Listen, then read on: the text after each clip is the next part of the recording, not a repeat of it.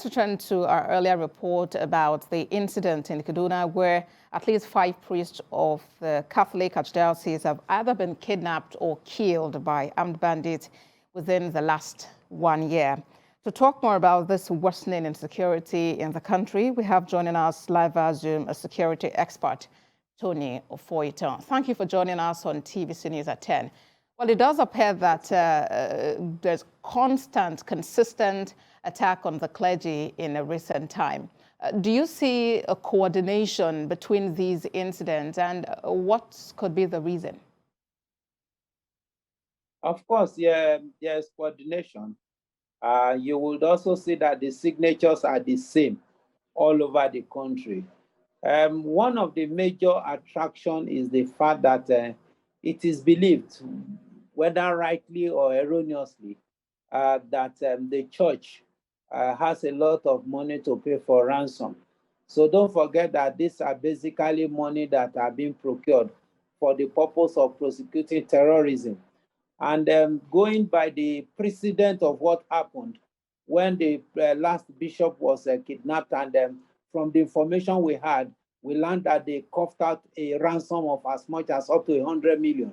I think it became a signal to those that are perpetrating this act that they can get much more from the church. That is also the disadvantage, as painful as it is, of this ransom payment we are talking about. And you would also not blame families that also go that route, because from antecedent we have discovered that government is not always forthcoming when it comes to spontaneous and quick rescue of a kidnapped victim. You still know that those that were abducted in the Kaduna Railway, they are still in a captivity of these so-called bandits or terrorists. Those that are the Dapchi girls, the Chibok girls, and all those stuff like that, Lia Shaibu and the like. There are also many still in captivity of these bandits or terrorists, so Indeed. to say.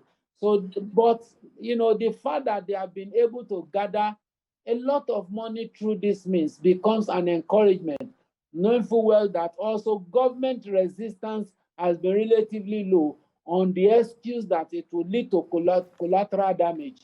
Now, unfortunately, the collateral damage we are trying to avoid now is already a very compound collateral damage on the whole nation as a whole.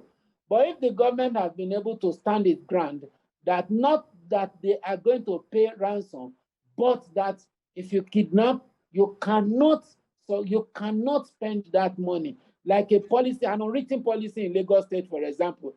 That is why you see that in a state like Lagos State, the kidnap rate is relatively low. Not because you cannot kidnap, but because if you kidnap, there is no tendency that you will be able to live to spend that money. All right, And Mr. Ofoyetan, the government have been able to establish that over time. Mr. Ofoyetan, you've spoken extensively talking about the issue of ransom. It appears to be a big business and blooming business, as it were. Here we are, where we are. What do you suggest, what do you propose that we do as a nation to stop this menace? I think one of the things that is a major fallout is the fact that the Minister of Digital Communication is, if you ask me, I will tell you that he's not supposed to be in that office. We all registered our SIM card. We all have information and the like. Now, it means that at that level, costs are traceable. Unfortunately, till today, telephone, our GSM is a major channel through which ransoms are not only being collected, they are also, kidnappers are also monitoring the system as it were. And the government is asking us to do a lot of things in terms of registration of BVN, in terms of NIM, in terms of a lot of things. But to what extent has this thing been able to pay off in terms of, the security is one issue. But in terms of solution, I think it will still go back to government, apart from the fact that we as individuals, we are primarily responsible for our own solution, our security. All the hideouts in all the forests and bushes that we have in this country, there is nothing wrong in government combing all those forests.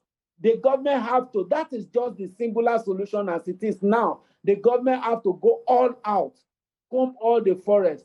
It should be a spontaneous and a syndicated, coordinated attack in all over the country. They can use the services of the vigilante, they can use the services of Amotekun, Ebubiagu. It should be a combined effort. All right, Mr. Ofoyetan, I'm afraid that's the much we'll be able to take at this time. Tony Ofoyetan is a security expert and joined us from Lagos.